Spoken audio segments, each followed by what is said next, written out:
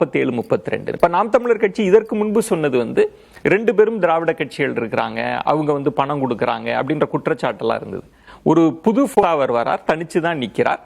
ஆனா பெரிய ஒரு வரவேற்பு கிடைச்ச மாதிரி இந்த நிமிடம் நமக்கு அப்படி ஒரு தோற்றம் இருக்கே. ஆமா, அது இந்த நிமிடத்தினுடைய தோற்றம் தான். ஒரு பெரிய நடிகர், ஒரு உச்ச அந்தஸ்துல இருக்கக்கூடிய நடிகர் வந்து அரசியலுக்கு வரும்போது வெல்கம் ஓட்ஸா தான் இதை நம்ம பாக்குறோம். இது வந்து மக்கள் வந்து அவரை வந்து வரட்டும், ஒரு புதியவர் வரட்டும், அவருக்கு வாய்ப்பளிப்போம் அப்படிங்கிற விதத்துல அந்த வாக்குகள் செலுத்தப்பட்டிருக்கிறது ஒண்ணு. ரெண்டாவது, தபால் வாக்குகள்ல இந்த எண்ணிக்கை வருது அப்படிங்கிறது ஏற்கனவே இருந்த ஆட்சியாளர்கள் மீது, அரசுகள் மீதான ஒரு அதிருப்தி தான். ஓகே, சோ ஏடிஎம்கே வந்து அந்த பிளேஸ்ல இருந்திருக்கணும்.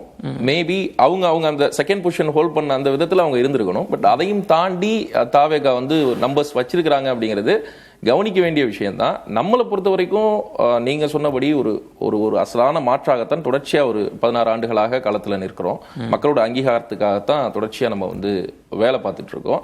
பட் இன்னமும் நிறைய நேரம் இருக்கு, நம்ம ஒரு தீர்மானத்துக்கு வருவதற்கான நேரம் நிறையவே இருக்கு. ஆனா எனக்கு தெரிந்து ஆல்ரெடி தமிழகத்துக்கு பழக்கப்பட்ட அந்த அரசியல் தன்மையிலிருந்து இது பெருசா விலக போற மாதிரி எனக்கு தெரியல. ஓகே விவேக், கிட்டத்தட்ட பலருமே சொன்னது வந்து ஒரு ஸ்வீப்பை நோக்கி போகலாம். திமுக வந்து 180 இடங்கள்ல முன்னிலை பெறும், வெற்றி பெறுவதற்கான வாய்ப்பு அப்படின்னு சொல்லப்பட்டது. சிலர் வந்து கடுமையான மும்முனை போட்டி அது திமுகவுக்கும் அதிமுகவுக்கும் இடையில் இருக்கும் அப்படிலாம் பேசப்பட்டது. ஆனா இந்த ட்ரெண்டை எப்படி புரிஞ்சுக்கிறது? இல்ல, அது அந்த விவாதம்ங்கிறதுமே கடந்த ஒரு 3 நாட்களாக அந்த விவாதமும் கொஞ்சம் மாறி இருந்தது. வந்து தாவேகாவினுடைய முக்கியத்துவத்தை, சிக்னிபிகன்ஸை வந்து வாக்குகளாக மட்டுமாவது குறைந்தபட்சமா எல்லாருமே ஒத்துக்கிட்டாங்க. 25% குறைஞ்சபட்சமா தாண்டிடுவார். அந்த நம்பருக்கு வர்றதுக்கே 2 வருஷம் ஆயிருக்கு. எல்லாரும் அந்த நம்பரை ஒத்துக்கிட்டு மற்ற கட்சிகள் எல்லாம் பேசுறதுக்கே வந்து அவர்கள் அதை வந்து சொன்னார். இப்ப விஜயே வந்துட்டு ஒரு மேடையிலேயே அவரே வந்து கிளைம் வச்சார், யாராவது ஒருவர் புதிதாக வந்து கட்சியை தொடங்கி 30% வாக்குகளை வந்து தாண்டிய ஒருவர் இருக்கிறாரா, எனக்கு அந்த செல்வாக்கு இருக்கிறது அப்படின்னு சொல்லிட்டு அவரே சொன்னாரு. அந்த நேரத்துல எல்லாம் நடக்காத விவாதம் கடந்த 3 நாட்களாக நடந்தது.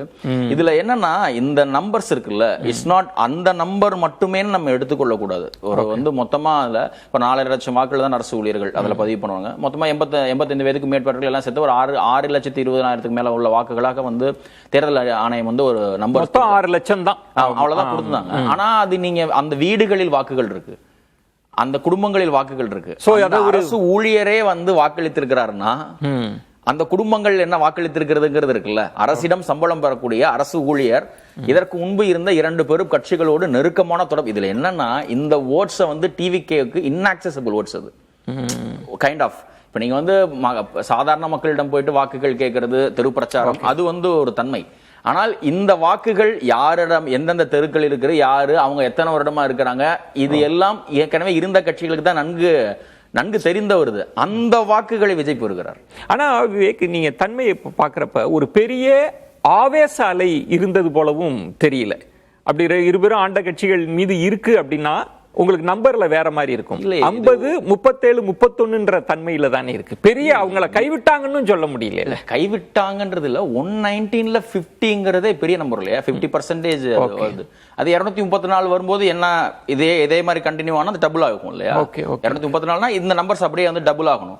அப்போ ஆட்டம் வந்து மொத்தமாக மாறி இருக்கும் இல்லையா? அந்த சூழ்நிலை வந்து அது பார்க்கணும். 234க்கான நம்பர்ஸும் வரும்போது தான் அது சொல்ல முடியும். மதிவாணன், நீங்க சொன்னது மாதிரி இந்த தருணத்தில் நம்மளால முடிவுகளை சொல்ல முடியாது. ஆனா தன்மை மாறிட்டே இருக்கு. இப்ப நீங்க பாத்தீங்கன்னா எழும்பூர் ராஜ்மோகன் முன்னிலை பெற்றிருக்கிறார்.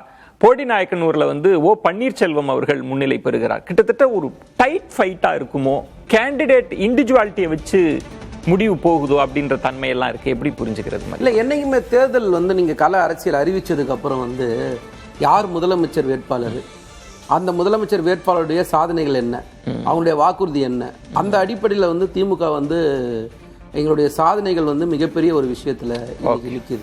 ஸோ அதோட அடிப்படையில் நீங்க இந்த களம் மாறும், நிச்சயமா மாறும். நீங்க போகும்போது நீங்க அதை பார்க்க தான் போறீங்க.